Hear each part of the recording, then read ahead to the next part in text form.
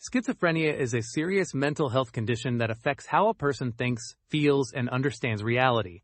In simple words, schizophrenia equals trouble thinking clearly and understanding what is real. A person with schizophrenia may hear or see things that are not real, believe things that are not true, feel confused or scared, find it hard to think clearly. These problems affect daily life. The brain has trouble telling what is real and what is not.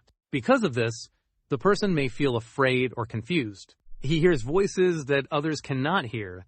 This can happen in schizophrenia. She believes someone is following her, but it is not true. This is a false belief.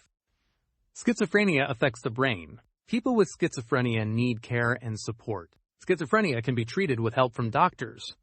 Doctors diagnose schizophrenia. Family support is important. Treatment helps people live better lives. Schizophrenia is a mental health condition that affects thinking. Schizophrenia is not madness. It is a medical condition. People with schizophrenia deserve care, respect, and understanding. Schizophrenia equals problem understanding reality.